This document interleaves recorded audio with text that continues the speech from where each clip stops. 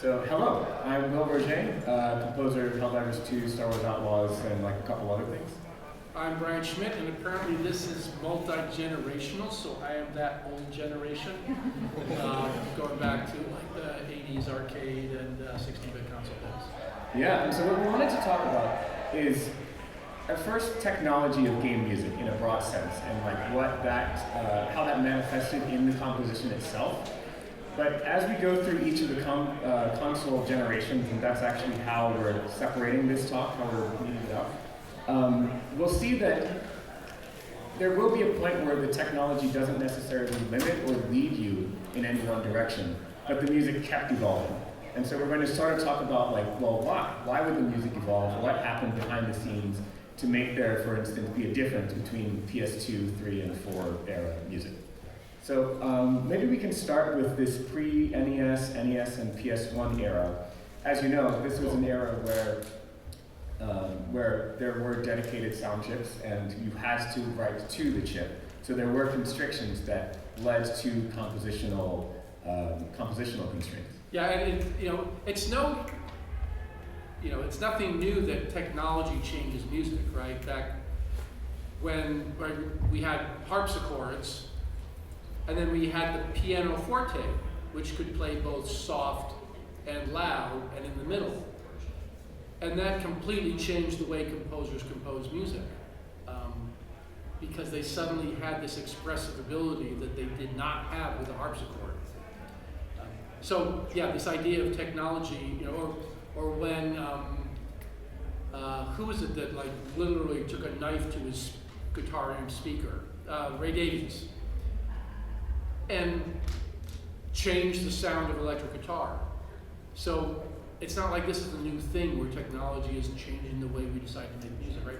So it's funny that you, as a current day composer, put pre-NES, NES, and PS1 in the same bucket. I think of those as wildly different generations, as having composed on most of those platforms. Right?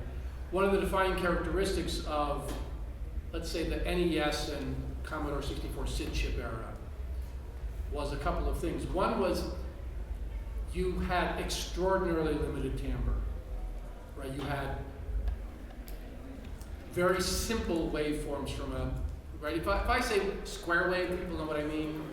Yeah. Sawtooth wave, triangle wave. Those waveforms are mathematically very simple to create.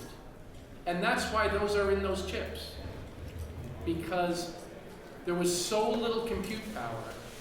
It took so much expensive circuitry to create a triangle, even a simple triangle wave. That's all they had. And so they had like an analog filter with a sawtooth wave or a triangle wave, and only 3 to 5 voices of polyphony. And because we don't have the tool of timbre, we can't create immersive soundscapes. That meant that music had to rely on other things, the biggest being melody, right? You had very melodic lines, because a melodic line with a triangle wave can be done. A melodic line with a square wave can be done. I can't create a rich, brass bum bum bum bum bum bum with a square wave, which is sub.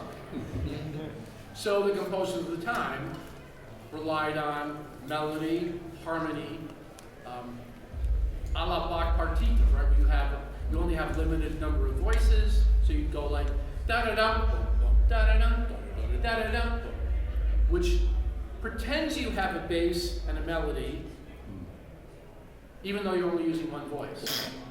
So that was one of the defining factors of sort of the early 8-bit era. We had a quick several years where we had the sort of the 16-bit area, which is between NES and PS1. And that was like the Sega Genesis, a lot of arcade game systems. And that's when the synthesis technology changed drastically. We now use this thing called FM synthesis. Was anybody in my panel yesterday? Okay. And what that meant was that for very little amounts of memory, we could have a rich amount of timbres. So now we had a new thing in our palette, in our toolkit. We didn't just have melody, and harmony, and rhythm. We now could actually add timbre, right? Because literally for 26 bytes, you could have a wholly different timbre. And that enabled the sort of, again, the Sega Genesis era, the sort of pinball era, the arcade era, all the Konami games, the Capcom games, and so on. And that changed the way that we wrote, right? I was actually able to write, you could have a melody, and then restate the same melody with a different timbre. And that was unheard of in the NES era. So suddenly your music could be more interesting in kind of the way we think of traditional music, where you don't present the melody in the flutes and have a response in the violins, or double a couple of instruments. So that was a big opening. It meant that suddenly we now had orchestration as a new tool. And then as we went to, I'm going to zip through 15 years of game music history really fast, and then me being the old person, that's where my generation ends. Well, actually, before you continue, I did have a question. So we're talking about now, you're very much relying on the chip. Yes, right? The chip had to generate every sound coming out of the system. So as a composer, you might be familiar with different musical genres and whatnot, and you kind of had to translate that into the chip. So I was wondering, what was your mentality? Was that, did you say to yourself, I want to write a calypso piece, and then you would figure out how to do that in the chip, or was it more like starting from the sounds of the chip, and then whatever comes out? That's a great question. It was the other way. It was backwards. Mm-hmm. So I always wanted to approach, what can this chip do well? And don't make it try to do something that it doesn't do well, right? If I had tried to do a big epic orchestral string thing on a 6-voice Sega Genesis FM chip, I would fail miserably because it would suck. So instead, I sort of viewed it as, suppose I'm writing a string quartet. I've only got 4, or maybe, if I do double stops. So what can I do with the timbres that does well? And that's where I kind of got pigeonholed into this sort of rock thing, with Crew Ball and Desert Strike and Jungle Strike and Mad and such. They really like the sort of FM rock thing. And it happens that the FM synthesis is pretty good at that. And so I kind of leaned into that. There's another game I did that FM synthesis will also do a pipe organ really, really well. And for a game, Swords of Fury, I wrote for the high score music, I wrote like a fugue in the style of J.S. Bach. And I wrote it for pipe organ, but it was FM. And because that timbrely worked pretty well, it was a 3-voice fugue, well, I got 8 voices, so I could actually use the extra voices to have fake reverb by doubling a line, reducing the volume, and delaying it a certain amount of time. And so now I had not only a pipe organ, but a pipe organ with reverb, which isn't reverb, it's just double the note. So I found I was most successful in the chiptune days, figuring out what can the chip do well, and do that. Do you find that there was a difference between the Western and the Japanese composers at that time in terms of that mentality?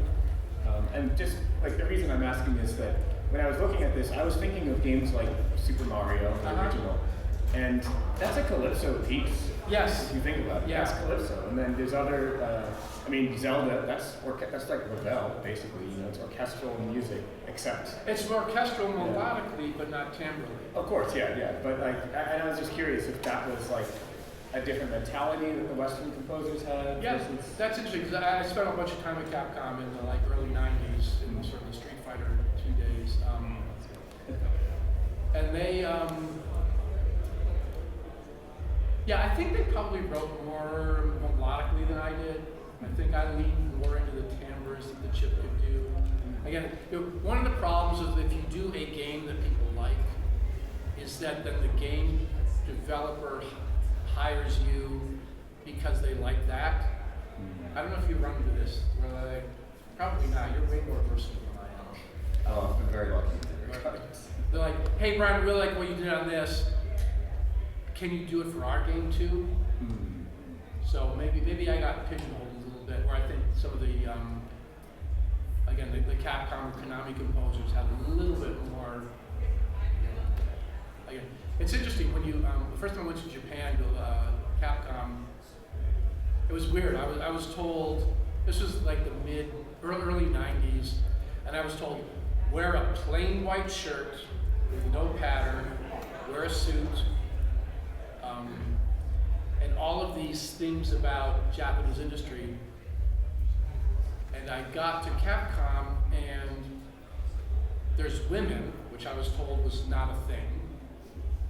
I was told women just serve tea in Japan, but no, they were the composers in these cubicles, and they were wearing jeans, and they were speaking really casually, and they were way more hip and interesting than I was led to believe. Yeah. And I think that kind of led to the personality of sort of that Japanese.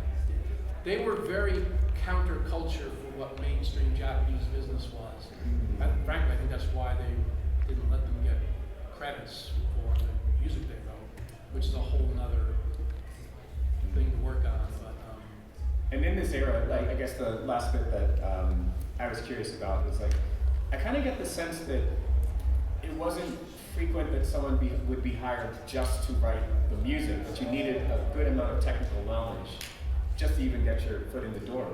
Yeah, I like won the career lottery just by total stroke of luck. I happen to have both a music degree and a computer science degree. And at the time, that's why I got my job at Williams, because you had to literally write assembly language programming and be able to write composition. And part of it was because almost every game composer or sound designer, it was often the same person. They were employees of the company.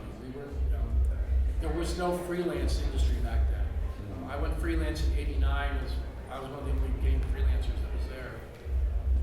And it's because the systems that they use are all custom, unique, weird, quirky, bespoke systems to make sound. When you make sound for a chip, you need some sort of computer program inside the game that is reading the notes and driving the synthesizer chip. And there was no standard. We didn't really use MIDI-ish that much. MIDI was pretty new. And every company had their own way of doing things, so you couldn't really be a freelancer because it just meant immersing you into this giant technical morass. So it was a very different thing. It was often the composer, it was also the sound designer, and you had to be pretty technical to be able to do it. Now that all completely changed. Some would say PS1, I would argue it's later than PS2. When the PS1 came out, musicians were like, hey, hallelujah, there's a CD, we can get rid of sound chips. And that was true for a couple of games, but what happened was game developers really learned that, so a compact disc holds about 680 megabytes of data. And developers were like, hey, we can do some cool stuff with that. I did the first version of Madden for PlayStation and Saturn. And we were like, hey, we're this great music, and the only studio-created music in Madden, in the first Madden on PlayStation, is the opening intro, about 2 minutes of music. All the rest of the music I had to do on the synthesis chip, because there's an opening cutscene video, and there's 800 lines of Madden dialogue, and all of a sudden the CD gets filled up with stuff that is not music.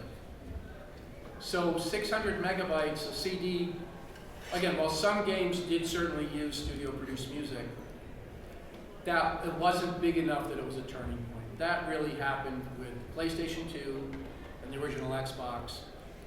That games shipped on DVDs.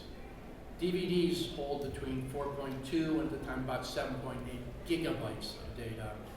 And that's when you could go to a studio, record 150 minutes of Halo score, and virtually overnight, chiptunes disappear in those two systems. And that's really the sea change in both the creative aesthetic of game audio and also the entire business ecosystem, right?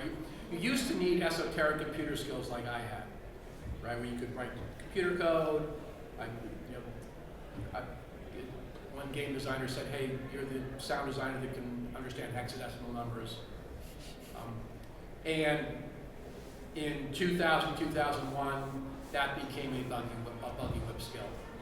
It's just instantly useless overnight once you could go into a studio and record a full orchestra. And so that brings us to the PS2 Xbox era. Yeah, and so what I find fascinating about this, and you've kind of touched on it, is the idea of when did game music stop sounding like game music? You know? I mean, even in some of our favorite tunes that are being written now, you could potentially hear this in the concert hall, you could hear this in like a rock band, you could hear this in, there's some great jazz scores, and this seems to me like the starting point of, you can't just listen to the sound that's being produced and say, that's video game music right there, because it's no longer tied to the chip. But what I find fascinating about it is that it didn't happen overnight. So even when we weren't, tied to the chips, like we were doing, Tekken 2 is an interesting example, where it was, I think on the PlayStation version, it was still kind of like using they did that cheesy thing where the CD was actually like a literal audio CD. It's a literal red book. It's called Red Book Audio. Red Book Audio is if you take a CD and put it in a CD player, it will play. Like tracks 2 through 19 were just like an actual audio CD. Yeah. And there were a lot of scores like that, but they still had that sound of video game. Yeah, and I think that's probably because the people who were doing that or interested in audio, like Sakaguchi-san at Capcom, they had this aesthetic which was based upon this sort of looping mentality where we used to write music that looped because we didn't know how the song would play, and the arcade games looped, so our console games should loop too. Yeah. And so I think there was this, again, I think it's just some amount of hysteresis of aesthetic that carried itself over. Now, there were some exceptions. I would say Halo was a major exception to that. Marty O'Donnell had a very clear idea of breaking. I met Marty in, I think, 95, about 5 years before Halo. And he was really interested, because his background was writing jingles and serious concert music. And he was very interested in just breaking mold with the entire aesthetic of video game scores. So I would say there were some people that came in at Xbox One was the original Xbox was November 15, 2001. I would say that was a very clean break, certainly for that aesthetic. But I think you're right, there was a certain amount of inertia that the aesthetic that was a genesis in the very melodic driven structures of the NES era and SID chip era, continuing into the 16-bit era where we had timbre now as a tool in addition to rhythm and melody. And then we kind of just pushed that into the DVD era and didn't really think, well, why are we still doing this? Yeah, I mean, the late PS1 era is kind of when I got my start. Maybe not professionally, but that's when I played Final Fantasy VII, and I just thought, yes, this is what I want to do. I want to write video game music. What year was that? 1997. Okay, 97, yeah. And that's, and I was doing indie scores all throughout high school and college and stuff. For me, what really defined that era creative is... Do you have any of those old indie scores somewhere? You should put them up somewhere. I do, but it's so embarrassing. What I will say though is that what fascinated me so much was this, because we were doing sampling, right? I was working on, this is the early direct music producer scores. Oh, music, yeah. For me, I was fascinated by the idea of okay, I'm restricted to samples, it's going to have a MIDI file, and then it's going to have a bank of instruments, and then it's going to use this MIDI file and these instruments, and then that's how music is created. make this sound as realistic as possible, even though I'm like some kid in their mama's basement and just kind of moving these things around. And I love games like Chrono Cross because Mitsuda-san went so far into the details of things like this is how a guitar actually sounds. He was sampling the fret noise, like the sound of like, okay, well you're fingering this chord here, and then you've changed the fingering. How does that, how does that sound? These little noises. He was having all of these nice little nuances. I did one of my early scores that I'm embarrassed to show anyone, but I actually did a similar thing, but with woodwinds. And I said, all right, well, they have to breathe at some point, so I sampled the breaths and put that in there with the MIDI, so it sounded. And like, it's stunning what a difference that makes. Absolutely, yeah. The first PlayStation Madden, I mentioned that the intro music was Redbook. It was studio recorded. The other music I actually had purchased just for Madden, a MIDI bass guitar. So I'm a bass player. That's my main instrument. And the MIDI bass guitar, because I played it as a bass player with the timing of the distance between notes and the kinds of lines I would play, I found that I could put, and I wish I had an example of it, it's up in my if you listen to if you Google like Madden 97 PlayStation, it actually, even though it's a sample of a bass guitar, it sounds actually like a real bass guitar. Because I played a sample bass guitar on an actual bass guitar as a bass player. And so it's that same thing that you were talking about. It's like just the act of making it authentic to the performance. Yeah. Where you put in the flute breaths and you can't have a flute line that just goes and goes and goes and goes and it keeps going and it keeps going and it never actually breathes and it keeps going and going and going. And when is the pipe really going to breathe? Then it doesn't, and it just suddenly stops sounding like a flute line. Yeah, I mean, the note I have here, which might take a little too long to explain, but like my overall impression of this era was just optimism. We had optimism because we had this idea of like, here are these creative restrictions. We're all still writing music in the same way as we did in the previous era with like early sampling. But now instead of 8 channels, we have 24, and we just get more and more. And we're just thinking, yes, we're going to keep doing our jobs in the same exact way, and we'll just get more power and more resources. Some of the earliest fully live orchestral scores were done in this era too, like Medal of Honor, the intro to Final Fantasy VIII, Libre Fatale, if you remember. And we were just so excited by this. It was like, what can't we do? It just felt like this is our moment. And not to say that changed, but the business changed, I would say, around this point. Now we're getting into late PlayStation 2, PS3, and Xbox 360 era. And the first thing that I would say categorizes this era is the rise of middleware. I don't know if you want to explain a little bit. Yeah, so middleware is one of the big challenges that we have in games. This is the challenge, is that music is an inherently linear phenomenon.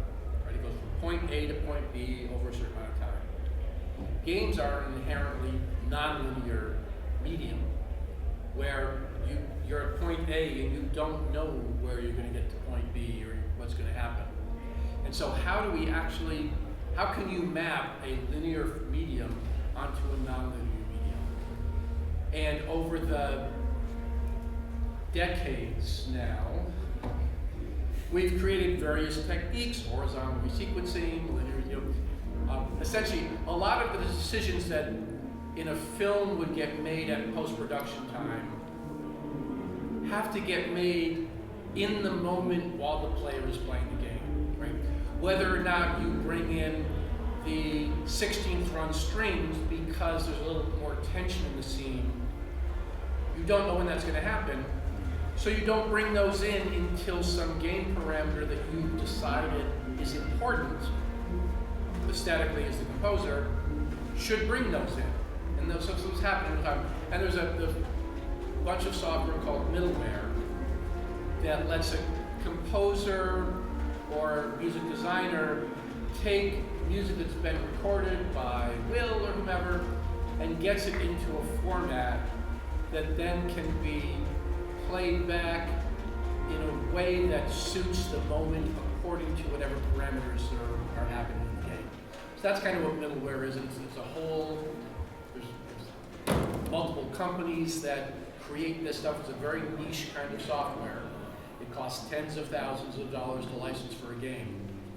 But it's specifically to solve this problem of trying to map a linear medium like music, or Foley sound design for that matter, onto the inherently non-linear medium, which is video games. And you mentioned a very important term, which was the music designer. Yes. So this is a person who is not necessarily the composer, but they're someone who is taking the music from a composer and editing and implementing it into the game. And what's game-changing about that, is that now we don't have to have composers with extreme technical knowledge, but instead you can have someone who works in-house at the company who's mastered the game engine, even if it's proprietary, and the middleware, or just whatever they're using for the audio engine, and they can do whatever they want with content coming from outside of the game. And what that means is that the pool of people who are now writing game music has expanded. It's no longer just nerds. Expanded doesn't do it justice. It's exploded. Absolutely, yeah. In fact, that's the reason I created Game Sound Company. Yeah. Was because there was, when we shifted to DVDs and middleware became available, now you did not need to know from a technical music production perspective all the intricacies of game music. You simply had to be somebody who could write great game music and produce great game music. And then, in a large studio, you can work with a music designer who can then take that stuff you wrote and they can figure out how to sort of get into the game. Now in smaller studios, for those of you who are interested in sort of working in the game industry, it's kind of nice to be able to wear both of those hats. You can make yourself a lot more valuable at indie studio or a double A studio or triple I studio. These are levels of quality of video, right? Triple A is the Helldivers and the Destinies and the so-ons, whereas an indie game is scrappier and smaller budgets, smaller teams, and there you're more likely, if you're the composer, if you can actually implement the stuff as well as write the music, you kind of have a leg up on that there. But yeah, you're right. In the higher end games, like the ones you work on, it's a separate discipline where they work with you. They're sort of the liaison between what are the parameters of the game that are interesting that a composer might want the music to change on. What's the player health? How many enemies are there? Where are they looking? There's myriad examples of, you get arbitrarily complex in terms of the kinds of details of things the game knows about that would affect how the game sounds. And it's kind of trying to, it will serve the role of the intuition of the composer, so they know what should happen in the game at the given time. Sorry, I had like one too many drinks at dinner. I just want to apologize. One is working. So basically, this panel actually wasn't on the schedule, and It wasn't on mine either. Yeah. I just got a note. Thank you very much, Rob. Yes. Asking, hey, I'm in your panel. Where are you? And I looked. I wasn't scheduled, but I found it. So sorry. Right. I'm glad to be here now.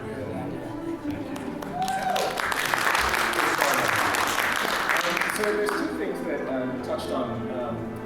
One is the subject of indie, and we'll loop back on that. But I wanted to wrap up talking about the expansion of the talent pool of game composers. You no longer had to be technical in nature, but you could just be a composer.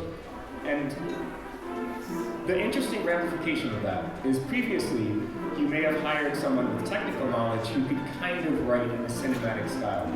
But now it's PS3, so why not just hire Danny Elfman? Why not just hire John Debney? Why not just hire a major composer to do your film, or in things other that are outside to do your game? Or if it's not a cinematic score, they had rock bands doing scores, jazz musicians eventually. That is incredibly distracting. But that's why I have to answer all of the questions to music. Yeah. But it's that idea of like the legitimacy factor in game music. And it goes both ways, because now that they're hiring these composers that are outside of that sort of game gamut, does it sound like game music anymore? And is this the point where it's starting to diverge? And I would say that it's so funny that this diverged at this point, because the same thing happened with the indie game revolution. Indie games started to become a thing at this point. Thank you. It's looping music. Indie games started to become a thing because we had more and more middleware game engines overall. And so you could have like a small team creating something for Xbox Live Arcade with middleware tools. They don't have to do like all of the coding of the engine, but they had a leg up. And an interesting thing eventually happened where these indie games were trying to harken back to the earlier eras of game design. And they were taking music from that era as well. This is what you might call like 9-bit music style, where they're not necessarily restricted entirely to the technology of the era, but it became an aesthetic to approach that sound. Right. Yeah, and just so people are familiar, so when we talk about the sort of democratization of game development, right? So companies, a couple of big companies, Unity and Unreal, created game engines that are kind of analogous to a modern day DAW, right? A modern day DAW allows a musician to create music that 20 years ago required you to go to a $500 an hour studio to make. So the DAW sort of democratized music making, in that you no longer need that. You can do it on your own. You can create a record on a laptop. The game engines, it's so nice that stuff. Yeah. I love soundtracks, but not to a panel. Yeah. These game engines like Unity and Unreal are the equivalent of the DAW, where now an independent developer does not need to spend tens of thousands of hours developing a complex game engine that can do physics and 3D graphics and all this stuff that modern day game engines do. They could make a game that, when I was doing Desert Strike, that took a team of 14 people about 18 months. A team could use Unreal to do that game in a weekend. And so that was the democratization of game development, which led to the explosion of indie games, as well as to a couple of other things. It's 2025? 20 years ago, there was virtually no indie game community. Yeah. 2005. The iPhone was 4 years away from being invented. There was no, if you wanted to become a game developer, you could develop for the Genesis, Super Nintendo, PlayStation, or Saturn, which means you had to enter into very deep legal agreements with Microsoft, with Nintendo, or Sega, or Sony. Apple changed that with opening up the App Store, and eventually Microsoft Arcade, and eventually Steam, but those things didn't exist 20 years ago. So there was except for some quirk PC stuff, there was no indie scene for both technology reasons and business reasons. And I would say when Apple opened the App Store, that invented kind of the modern day indie scene, which spilled over to Steam and Xbox Live Arcade and things like that. But yeah, it was a very different, and that's not that long ago. 20 years ago, there was, again, no one had heard of an app. The concept didn't exist. I'd love to hear a little bit about your World of Warcraft experience here, because this is kind of around that era, if I'm not mistaken. Is this 2004? 2004, yeah, around that era. And some of the subjects we talked about were like the idea of, am I writing music specifically to sound like game music, or am I trying to write music not to sound like game music? Am I trying to expand on the palette? Oh, that's an interesting question. Yeah, well, how many people here are actually music composers? Oh, we got a lot of composers. That's fantastic.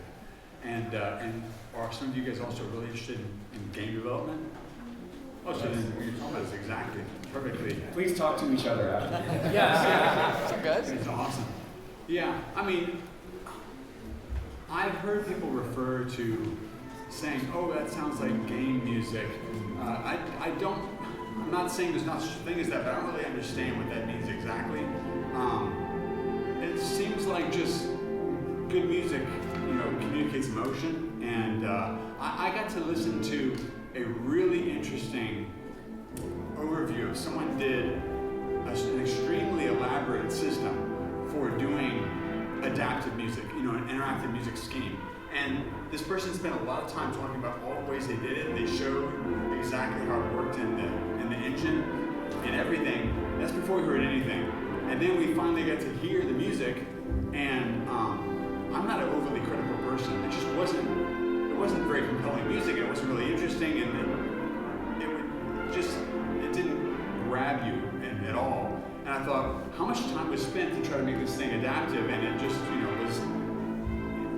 was what was all that for, right? So it's like, I'm a big fan, and I didn't coin this, but Tom Salta, another composer, really talented composer, invited me to be on a panel at one point, which was, he was going to call it cheap tricks. Like, there's certain things you pull out that are cheap tricks you can pull on. It's kind of a silly term. Just techniques that you use to communicate. If you want to use something scary, what are your go-to bag of tricks you can do that immediately sets up a scary emotion, or fill in the blank. And so that was a really cool idea. It's like you want to have some good tricks up your sleeve, and but they have to be things that are going to evoke that feeling and stuff. And the cheap trick thing works in the same way that I like adaptive music that's as simple as possible, like just the minimum complexity to achieve the maximum bang for the buck. Because if you spend a lot of time doing this super elaborate system, that's great. You have to make sure it's in service of actually shipping the music well. And sometimes the simplest little thing can get you 80% of the way there, and a lot more simple than that. It's like the implementation should serve the game. Yeah. I really feel. Yeah. Go ahead. And then, I'm not sure when is a good time to mention this, but I'll start to put the seed in your minds of we're drawing further and further away from the game composer really being a part of the game team, and really understanding the game, playing it every day, and like really having that one-to-one relationship with it. We're getting more and more contractors who are doing game music, more and more people who are really film and TV composers who are coming in, writing great music, but they don't necessarily have the perspective that someone who's playing it every single day has. And I have this theory of game music where your brain only has so much that it can pay attention to at any given time. And I really feel like in the earlier eras, they understood this, and they wrote music to accommodate that. So my favorite example is Chrono Trigger. If you remember the battle theme from Chrono Trigger, it's what, like 16 bars, it's just like a little bass loop, it's very, very simple. Because you're focusing on the battle, and then every once in a while you get an over-the-top boss theme, but usually the musicality was reserved for the area themes. The area themes, like Secret of the Forest, everyone loves these pieces of unforgettable level music, where all you're doing is walking around, maybe talking to townsfolk or whatever. But that's where the musicality was. And I would say around the PS360 era was when we start, and I don't mean to, I'm not gonna name names, but like we started to get these scores where as soon as a battle would happen, it would just be this high intense action, all of these things going around, huge pop production, full orchestra, all the, bells and whistles. And then, the battle has stopped, so it immediately cuts off, and now it's just like an ambient submix. Not necessarily any melody, nothing. It's just kind of like washy chords or something. And I just felt like that is such a wasted opportunity to take advantage of the literal, CPU of the human brain. I think maybe we can go on to the next era. Yeah. So now we're in the PS4, Xbox One era. And this is where I find it especially fascinating. Because functionally, there isn't that much difference. Yeah, well, once we hit PS3 and maybe even PS3, middleware took over. And it stopped being, you had to do different things for different systems because of the different hardware.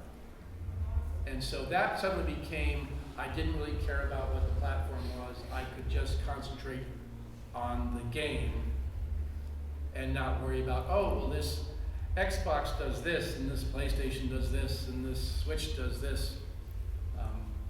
So it really allowed us to sort of jump and know, again, from a composer's perspective, it's kind of awesome because you only had to worry about how does it sound on one thing.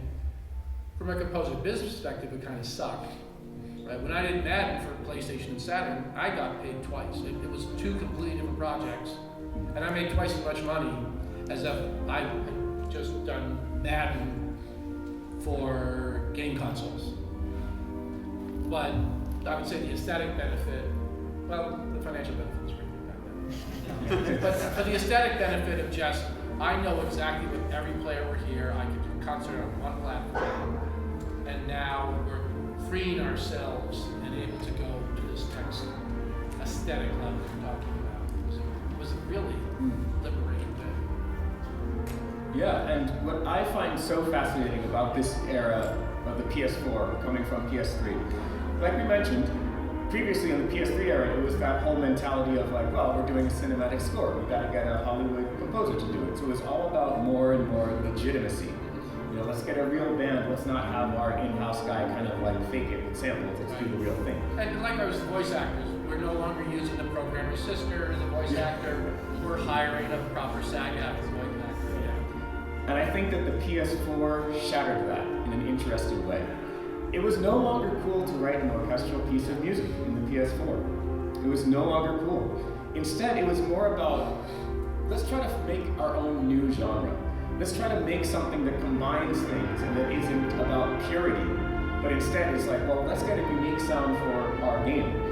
Some of my favorite scores from this era are things like the Infamous series, or Death Stranding, or Nier is another great example where it's not about, let's have a basic, like, okay, we did an orchestral piece, but it's just really good.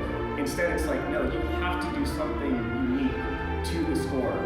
You want to, like, the aesthetic goal, I think, for a lot of my scores, and this was like, if you were to hear maybe 10 seconds of the score, you know exactly what it is. Just from that 10 seconds, you've established some kind of a sonic identity that carries through the entire score, that can sort of be the calling card for it. So why is that?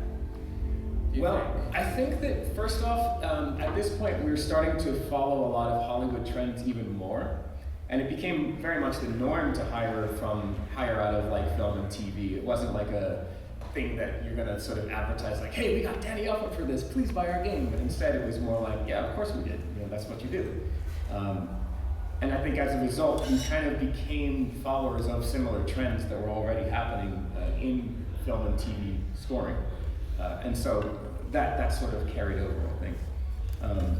It's also interesting because like it became less popular to do scores like Final Fantasy ones where, you know, what I love so much about Final Fantasy 6 and 7, for instance, is that it was so multi-genre. Like you go from one track to another and it was like, I can't believe the same composer had written these two things. And I think that, I mean, I love Square Enix and how they sort of kept that vibe, even through the modern Final Fantasies, like 13 and of course 7 remake series. It still sounds so diverse, and they're of course using multiple composers to achieve that.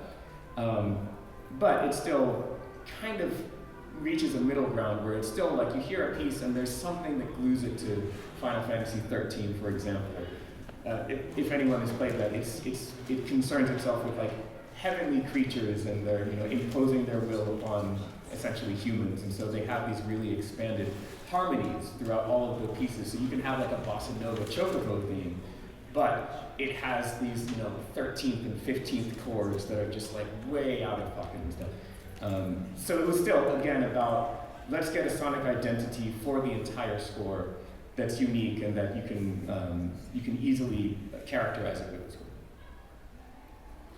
So do you think, and not meaning to, I would say, be critical or disparage anything, but do you think it was game developers kind of got, I'll be wrong, tired of Hollywood composers kind of phoning it in for a game, and they kind of started going more towards a game composer who really wanted to truly push and innovate and stuff, or was... In a way, yes. I don't think that this made Hollywood composers any less popular necessarily, but it was more like they weren't going to accept something that sounded like phoned in, like you say. It was more like, no, we want to establish a unique sound for our game. One thing I didn't mention from earlier is that when you have an in-house audio team with an in-house music designer, you're very likely going to start to get temp tracks. You know, they're going to put something in from some other film or TV or whatever, just to test the systems, to make sure everything is working before they have the actual music from the new composer. I'm curious if you've ever had that experience back in like the, you know, before like the PS2 era and earlier, or if that really is a new phenomenon. We never had temp tracks, because you literally could not make a temp track for a PlayStation game. It just, you had to spend a lot of effort crafting the music to come out of that system. So yeah, we never had to worry about fighting against the temp track. I just making me realize just now that was one luxury we didn't have. Is people being directed or designers getting so used to the temp track. Yeah, it didn't exist. Did they have any kind of temp? I mean, maybe it wasn't put into the game, but did they have like references and stuff, or? You know, I know at Blizzard there were times where certain things come into fashion, and then for a while it's like, it's all the Tron, about the Tron score, the new Tron, or it's all about the latest Hans Zimmer thing. So that's an affliction. The thing that I really think about temp music, when I think about my best experience with temp music, was not when I was at Blizzard, but I was working for Valve Corporation, and I was working with the director, who was he's the director who's the right-hand man to Peter Jackson. He worked on the Lord of the Rings films, and then he went off and he joined Valve for a while. And I was there at that time, and he was the director. And when we worked together, he actually had a temp score, which immediately makes me cringe because I'm scared you're gonna fall in love with some temp thing. I can't come to it fresh.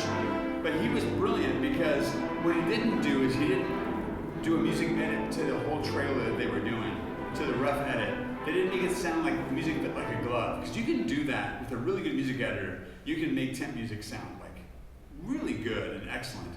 But it's almost like they purposely did a really sloppy job of it. They were just laying stuff in there, and some things about it worked. It gave a tempo to this. And this temp music is good for like helping the editor to figure out the rhythm of the scenes and things. So they had temp music, but they weren't attached to it. And he said, look, do what you feel will work well for this. And you know, I had the advantage of it not being an excellent temp score. It was just that it had things, and he said, there are things I like about this, and things I really don't like about this, but just do your thing. And so I did my initial sketch of it, and that was the first really positive sign I had. The second positive sign I had is that they were working on a pre-visualization of the animation in a way that they weren't committing to exactly every single frame. It was still malleable and could change. And a lot of times when I work on animation, it's not malleable. I mean, I have to work with whatever they do, and it's going to take someone months to change the hair. And so, you know, there's no change. But in this previs mode, at Valve, I was able to like say, you know, if I get an extra half a second there, I can really make this one point really hit. He said, you need an extra half a second? No problem. So he could accommodate it. So it was a flexibility that I love. And so, I mean, I've had great experiences working with directors, but that guy, his name's Christian Rivers, and he was a delight because it was a good experience of having a temp score that didn't make me feel like I was a slave to it. I could just write what I needed to do, and I liked the way the piece came out. It was the intro cinematic for Dota 2 was what that one was. And it's interesting too because you mentioned a point about, you know, getting it in there. Well, one of the big differences between games and linear media like film or TV is you cannot, it is impossible to do game music as a post-production entity, right? We're used to, I've never done film seriously. I've only done games, but right, film, you're sent a locked or pretty locked film, and then you score it, and you can do that in the last 6 weeks or whatever, and hair on fire, production, and so on. Game development is software development, and software development does not happen in 6 weeks. So you literally cannot take music and put it in a game in 6 weeks. It takes months or years to get it in because it's complex software. And a software company knows that they cannot make significant changes to complex software very late in the development process because it risks breaking things so the process necessitates, thank you, getting something in early. And that does mean sometimes you might have temp score or early tracks that are needed to help the software development process proceed properly. Like maybe you give the MIDI mock-ups, but know you're going to record an orchestra later or something like that. So it's a very different production mindset. And for a long time, every game composer was an employee of a company. And even now, some companies still have in-house employee. It's actually gotten significantly less even over the past 5 years. But it is still something that exists and it allows you to,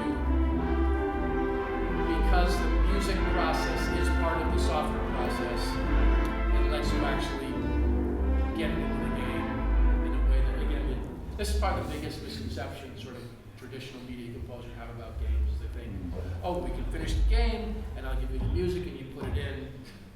And no, it just does not work like that. And software, these are massive software programs with millions of lines of code, hundreds of thousands of assets it's a very complicated process that just can't be thrown in the last 6 weeks, right? In a film, the only technology is saying, there's a timeline, where on the timeline do I put the music? That's the extent of the technology, for the most part. But games is 4 orders of magnitude more complicated than that. Yeah, and sort of a side conversation, but we've been talking about AAA and then indie, and so like we're kind of like each is kind of moving on its own trajectory. And I would say that in this PS4, Xbox One era is when the idea of this sounds indie kind of came about, because we were about as strong as we ever gotten with this anti-publisher sentiment, and we were saying we need art-forward identities to our games to differentiate them from the blockbuster AAA games.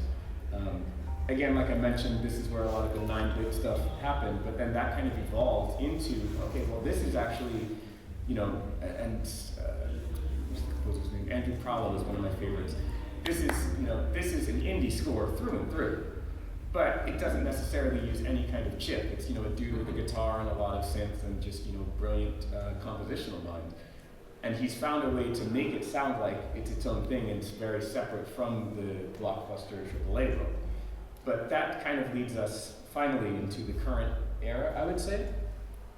And one of the interesting things I find about this is a lot of the stigmas and rigidity of the PS4 era, where we were saying, okay, AAA, orchestra is boring, we're not doing that anymore. Indie, AAA is boring, we're not doing anything like that anymore, we're trying to have our own thing. Now the lines are kind of getting blurred a little bit more. I think this is how we have brilliant scores like Claire Obscure, is that they're no longer saying we have to have this sound indie, we have to sound this whatever. Looking at it just like, I just want to write really beautiful music. Why can't I just, I don't have to have this can't sound like, a blockbuster or anything like that. Similarly, again, I wanted to mention Death Stranding, because now we're on Death Stranding 2. But Ludwig basically said, hey, I want to write music that's just very beautiful again, but that has the aesthetic of the world that Kojima-san has established. So it has that electronic, like synthesizers sounding a little bit broken, detuned, but it's still through and through a AAA score with, extremely high production values and whatnot.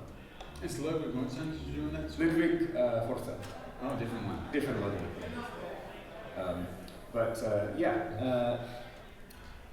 I think that now, we got a little bit of a late start, but if you had any questions, then, please feel free. You first. Sure. Over the generations, I know a lot of companies have done multi-composer projects, and considering you guys have kind of covered about 3 to 4 decades, has that, do you feel like that process has changed in any way, dealing with multi-composer works or arranging? Has the technology made it easier or harder to collaborate with other people on a complicated piece of music, or easier? I can only talk from the standpoint of. And we should repeat the question, Pal. Oh yeah. So basically, what's the climate like for basically these days with multiple composers on a project, and how does that work today? Is it different than it worked before when you had to collaborate on a score with various composers? Is that summarizing that? Yeah, like you're in the room with somebody, or you're passing floppy disks around with files. Yeah. My experience typically is like when there's more than one person on the project, it's split up very discreetly. So for example, if we're doing an expansion for World of Warcraft, let's say, okay, you take 10 minutes of music for this one particular area, and this other guy or gal is going to do maybe 7 minutes for this one area, and then this other person. And so it's all very separate. And so you're not really talking to each other at all about the zones? No, it's not so much. It's a totally separate process. Now, me personally, I really enjoy collaboration and working with another composer who is, but it's like a marriage. You have to have someone you're really comfortable with. And I've gotten that way over the years with Glenn Stafford. He's a phenomenal composer, Blizzard 30-year veteran. And so he had hired me on at the company, and I've gotten to know him so well. He comes at things a little bit differently because he has a different mind than I do. But we've worked together so much that we can kind of complete each other's sentences, and we're compatible in that way. But also the things he comes up with are things that I'd never think of. And that's a beautiful partnership when you have that, because you want to have the ability to play off of someone else. So I wouldn't suggest just grabbing anyone randomly and saying, let's go write a piece of music. You have to kind of cultivate that. But when you have that with someone you're compatible with, I think it's a beautiful thing. So I've done music pieces where, I've come at it with Glenn, or with another one I've done this with Tim Larkin. And he was a Mist, he's an ex from way back, but they also worked at Valve, so we worked together at Valve. And so he and I are very compatible in that way, so we got to kind of write music together, and that's a beautiful thing. But that's not the norm. Typically you split up the assignment, you say you take this 10 minutes, you take this 7 minutes, and it's very simple. Okay. I just want to applaud your struggle dealing with that. I can't imagine. I'm never going to write for Brass ever again. The entirety of Brass is fired. You will never write a Will Roget score ever. I say it big on camera. That is truly struggling. I hope they heard me. Every last one of you has potential. Anyway, my question for you, because you're all wonderful composers, do you feel now that we're in the era of PS5 and after that, composers tend to overcompose because there's always the opportunity for orchestra, and when you talk about Chrono Trigger, sometimes the simplicity of only having one instrument and one harp and one flute and one English horn, it creates a certain vibe that I do feel like we kind of miss a lot of times now. Everybody's like, we need the Hollywood orchestra. Do you have opinions on that, or what do you feel about that? I would definitely agree with that in PS3 and PS4, but I think that we're starting to turn the ship around and look at the big picture. Because again, a very standard way of doing a score these days actually is you have your in-house music edit team, and they're going to take stems from the composer. The composer is writing pieces of music, but we often don't even write loops actually. We just write pieces that follow a certain contour, and we deliver in 20, 30 stems. And then the in-house music edit team basically takes those stems and creates content for the game. So that's what you're actually hearing. And they'll mute things very frequently. They'll make sure that the arrangement actually fits. If they're good, they'll make sure that the arrangement actually fits with where it is in the gameplay. So for instance, on my Call of Duty World War II score, there were moments where they only took like a percussion, like I did a lot of full percussion, we would just take that and like low strings, and that would be a cue. And it would work brilliantly with the sound design, because the idea was let's make sure that it fits with sound instead of fighting with it. Yeah, there's I was on a panel with sound designer for like all the first 6 Star Trek movies. And there's a scene that he was talking about, Alan Howarth, on the Genesis planet in Star Trek 3, where there's lots of like, you know, the Genesis planet is earthquaking and destroying itself. And he actually called up the composer and said, "Hey, Alan, I'm James, I'm going to be doing a lot of low-end sound effects during this." And James was like, "Okay, hey, fine. I'll make sure I stay away from the string basses and the timpani and stuff in that part." And the problem is in the games, we don't know when the Genesis planet is going to explode. So you kind of need to have the music player take the score and say, "Hey, for this part, I'm going to mute the string basses and the tubas and the brass to leave room for all these earthquake rumbles that happen to be sound design." So it's, again, it's one of the biggest differences is that you don't mix a video game. You don't mix the music for a video game. The best we can do as creatives doing audio for games is give the game sufficient instructions to tell itself how to mix itself under certain circumstances. And that may mean muting 3 of the stems of most music because the Genesis planet is breaking up and it's all this LFE energy that the storytelling requires that to be prominent. So sorry, Will, your cellos and low brass have to, you know, they played great, but this particular player on this playthrough is not going to hear that awesome low brass stuff that you did because it fits that instance of gameplay. But the next first time he plays the game, that happens later, and you get this wonderful brass that you, please don't give it brass. Well, we'll see.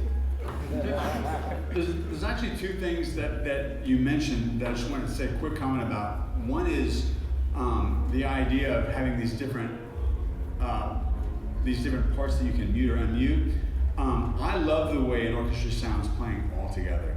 Everyone's making music together. If you just record the strings, they're not necessarily knowing what's happening with the rest of the orchestration. And so this thing individually doesn't make as a cohesive piece of music. So I love an orchestra recording together. But on World of Warcraft specifically, what we've done a lot of is recording in stripes, intentionally saying strings are separate from brass, or separate from winds, percussion, synths. And the reason for that is because we can then say, write a cue, and we have all those parts are separate, and now we can make the A version, which is like the hero version, everything in the kitchen sink is in there. The B version, it's almost just only strings with the harp. And the C version, you know, so you do all these versions, and now all of a sudden you can record, 10 minutes of music, and you can actually make, 30 minutes of variations of that music for a whole variety of things. So that's the first thing I was going to say. The second thing I wanted to say about exactly what you pointed out, do you think people are overriding, right? So now this is not about games, but this is about my hearsay experience talking about music supervisors in film and TV. And what I understand, I've got on pretty good authority that one of the most common amateur things to do is for a composer to overwrite. They just put too much stuff in there because there's things competing that they need. You have to have room for the dialogue and room for the other things. And so your typical composer wants to write too much. And if you can simplify it down, it might serve the scene a lot better. And that probably is the same, can be for games too. I can tell you as an instructor, I teach at DigiPen Institute of Technology, the video game college, and easily the most common critique we have of the students' music is you're writing too much. Yeah. You're writing what you feel you need to be as this standalone piece that is marvelous on itself, and it has the kitchen sink. Yeah, big magnum opus. A big magnum opus, but you're not leaving room for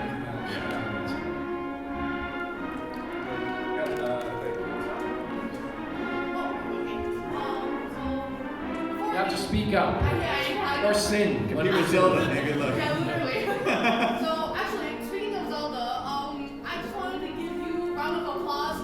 They did fantastic conducting the orchestra this morning. Oh, so sweet. And props up to you. For 400 musicians, it is not an easy task. But kind of following up with the other questions, what are your words of encouragement? Say if anyone was like, you're doing too much, you're doing too little. And you know, as a writer or even musician playing it, you'll feel a little like, oh thank you, like discouraged. What are your words of encouragement to not feel that? That was good music for that sentence. So do you mean in response to like if you got feedback from a client saying this is too much for the scene, or like how to fix it, or? Yeah, something along the lines of that. I can give you my tricks actually. This is what I tell my teams. Two things. One, well, three actually. One is timbre. You know, it's a little trickier to have dialogue competing with brass. That's fairly obvious, but it actually can be done. The second trick I tell them is that actually transients are incredibly important, and making sure that you don't have musical transients that go up against dialogue transients, I think will get you like 90% of the way there. Can you elaborate on that a little bit? What do you mean by dialogue transients? So you guys know what I mean by transients, like the attack phase of the sound. So like something like if you have like a vibraphone, then that initial that you hear is the transient, and then the is the sustain or whatever you want to call it. Making sure that those transients don't align with like a syllable or a consonant or something that might potentially conflict with the dialogue will get you so far. And the other is kind of a me thing that you don't have to follow, but this has served me really well. If you listen to whatever, it's kind of hard to do this if you don't have like perfect pitch, but if you listen to like the range of where the speaker is speaking, stay away from one octave above that note, and you will usually be fine. Usually you won't have a conflict, and you can write almost whatever you want. But again, yeah, it usually works that way. But again, when you're going back to like the early NES era where we had limited polyphony, limited voices, they still were able to make quite interesting music. So you don't necessarily need everything in the kitchen sink in order to still have that level of interest. I think when it comes to getting feedback, if you're working on music, and you're probably jealous of me right now, I'm talking in silence. It's like, what the heck is he get to talk? But no noise. Anyway, so one thing is like when you get feedback, and you're going to get lots of feedback as a composer, or as a musician, and a lot of times people don't really know what to say to tell you that it's not working. And they come up with all kinds of creative ideas, like maybe you shouldn't be using strings in this, or you should be using guitar in this. You can kind of safely, not ignore it, but empathize with them, okay? Because they're basically trying to communicate that something about it isn't working.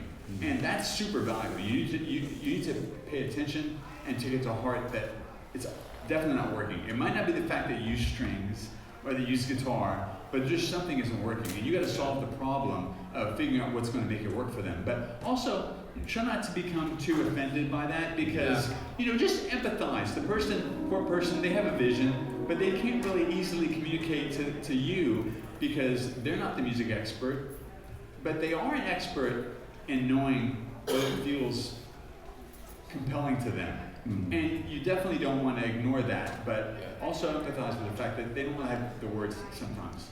Yeah, that's a great point. Yes, see if you can early on train the people you're working for to use emotion words, not musical technical words, because they'll probably get the musical technical words wrong, and then you'll do something wrong. But if you can get them to use an emotion word, that's one you can kind of both connect on, and you know how to make something sad or annoying or powerful or sad. And yeah, so it's always be careful of that. And yeah, unfortunately,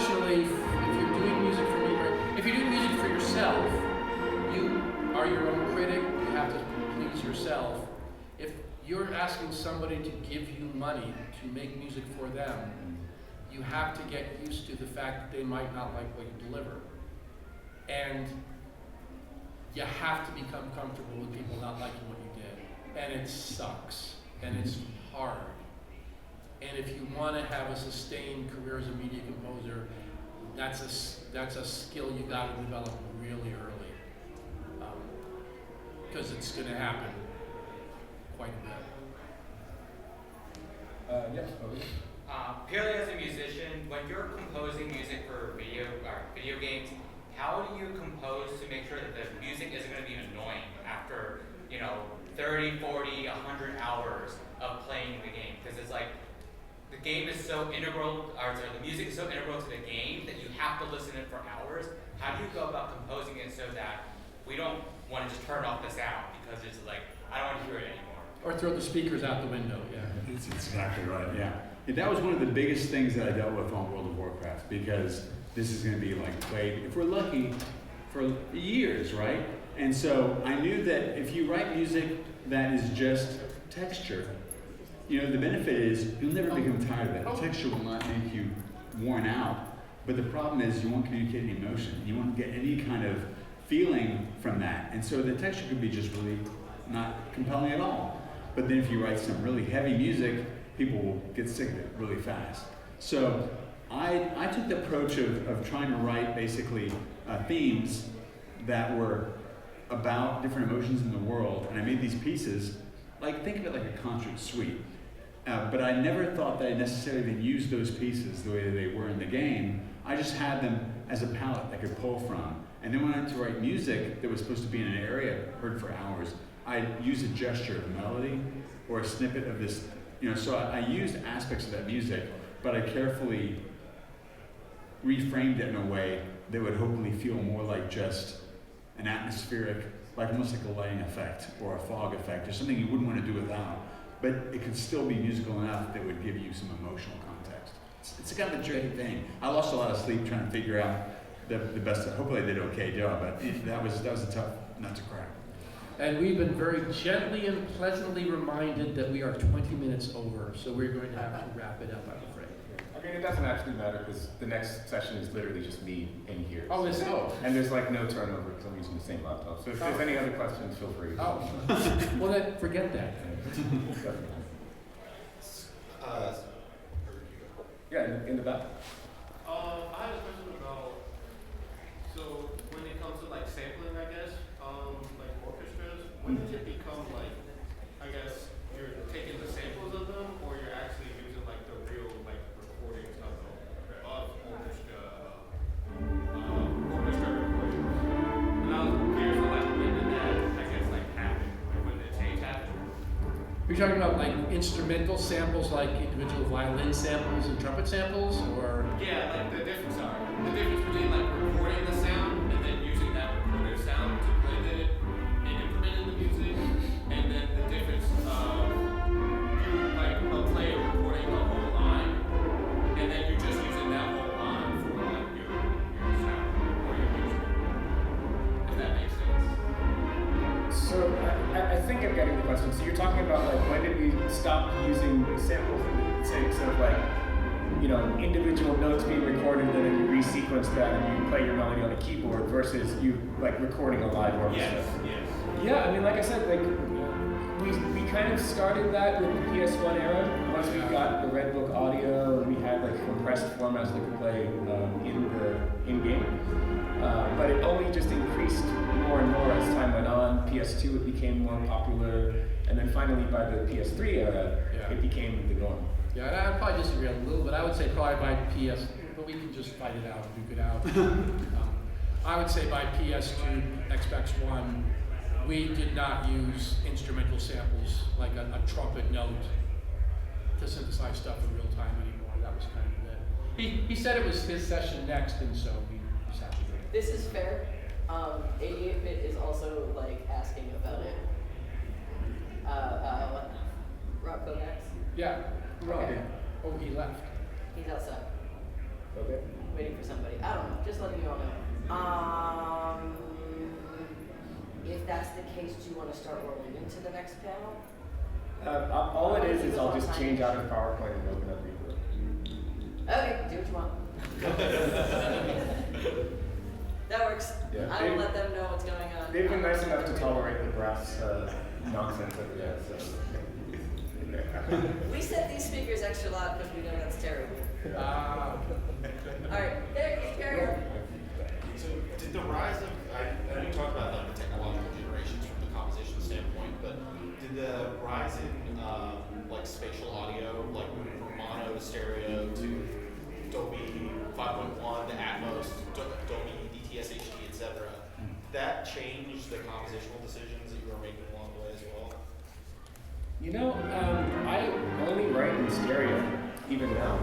Almost all of the scores I do end up in quad, but remember, I'm sending music in to like a Sony or a Ubisoft, and then they're dealing with stems, and they can very easily upmix it to quad from the stems. But I personally only write in stereo. Yeah, I became really fascinated with the idea of having all these potential speakers, and so Glenn and I played around with ideas like, maybe we do a surround mix, you know? And we started putting things in different crazy speakers, and we realized quickly that doing that was gonna be a problem if we didn't make sure it folds down to stereo nicely. So we chilled out pretty fast on, I mean, I had a really neat cue where I had percussion going crazy different speakers, and I still stand by that as being a cool experiment. It worked well, but yeah, we quickly learned that folding down to stereo in a way that still stays like a coherent thing you can understand was really important. So it's become a lot less about doing, you know, the actual dramatic things with surround, except we can have fun with effects, surround effects and things like that. That doesn't necessarily change the color or the intention of the music. We're not just saying you only hear this one, you know, this one instrument out of this one speaker. It's more like the spatial quality of it with the surround reverbs can be really nice, and it's not a trade-off where you're gonna make the music sound messed up in stereo or in mono, which the music also has to fold down to mono. Sorry. Yeah, that's a great question. Well, so when we put digital surround sound on the Xbox, we were like slammed with this question. This was the first time that a game console had digital surround sound. And what game companies, for the most part, seemed to find pretty quickly was that generally we want music to be a deliberately non-diegetic piece of the game. By non-diegetic, we mean, right, a diegetic sound is the sound that comes from the world you're emulating, right? The sound of a water bottle on the table is clearly a sound coming from the world. Whereas the orchestral background score, it's not like your hero has a 70-piece orchestra following them around in the jungle. So it's clearly non-diegetic. And they tended to find that after some experiments of doing surround sound music, it made the music feel too diegetic and not non-diegetic enough. And that was contrary to the experience they were trying to create. They wanted the music to be a supportive emotional piece, but not an intellectually diegetic piece of the experience. And so for that reason, although again, people would experiment with surround and certainly, you know, adding reverb to the diegetic, non-diegetic music is fine, that they kind of pretty quickly backed off trying to do things like surround music, unless it's deliberately diegetic, like you have, you know, barred band playing in the corner, and as you turn around, you want them to go surround around you. So obviously there are exceptions to every rule, but that seems to be the aesthetic, is that making surround music or Atmos music or 7.1 music made it too diegetic and stopped serving the game. Great question. Yeah, just one last question and then we'll have to kind of change it. So this one's kind of like a two-parter. So earlier in your guys' careers, kind of around the point where I'd say you were learning to actually start creating music professionally and in a complex way, do you have a point where your taste was kind of outrunning your actual ability of writing? and how did you kind of deal with that mental, I almost call it like anguish of not being able to live up to what you love, like tastefully. I love John Williams, and I have not gotten to a point to where I've been able to write something even like coming close. I guess like what skills did you develop to make your ability kind of sharper and quicker to get some closer to that quicker than you would have previously?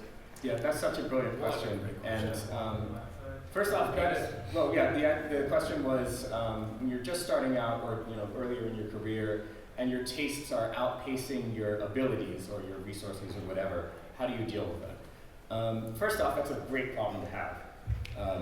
The opposite does happen, and it's tragic.